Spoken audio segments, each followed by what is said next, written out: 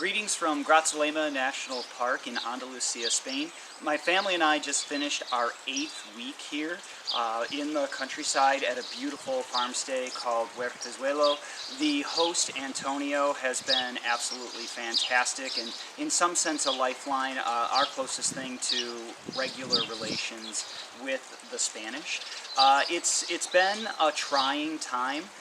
For instance, I went for the first time in my life, I suspect, a full solid month without ever getting in a car from March 15th to April 15th because per Spanish government guidelines, there could be no more than 2 people in a car at once, one in the front seat, one in the back seat.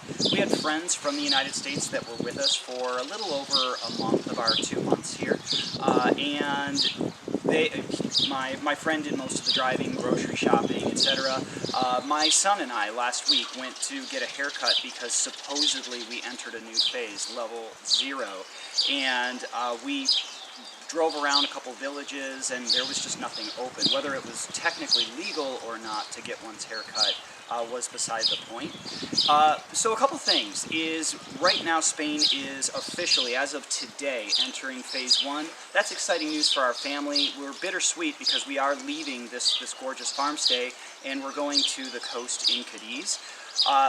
Movement between regions is currently forbidden, prohibited, and will be for several weeks. And provinces in Spain are very much like what counties are in the United States. So imagine having, for the first time in 8 weeks, room to roam around your county, but not the ability to leave, heaven forbid, and go into another county. So the good news is that things are reopening.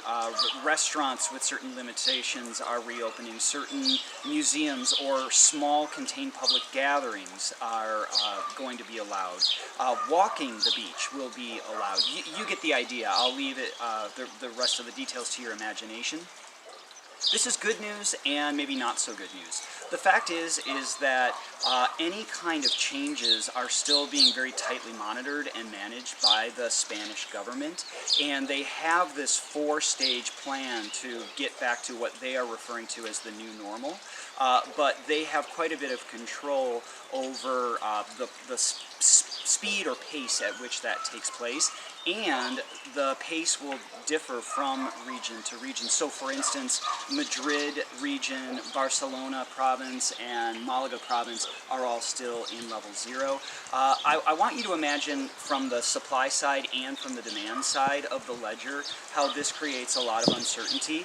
There's been quite a bit of fanfare saying tourists are welcomed, but when you actually read the fine print, there's not very much that can be done. As a matter of fact, my family and I have ultimately decided to go back to the United States next week just because it's not worth the hassle of finding out what we can and can't do anymore.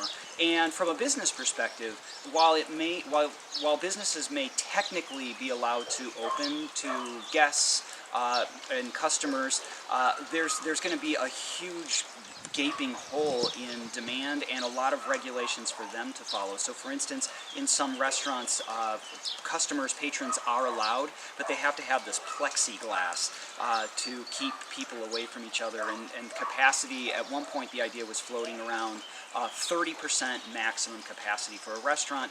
When one considers the fixed costs alone of operating a restaurant, it may just not make a lot of sense for them to stay open or to open up during this period. So anyhow, I think that there's some good news and some bad news. The good news being is that we have officially begun the transition out of pure lockdown mode and towards the new normal, and that had to happen. It probably did have to happen in stages realistically.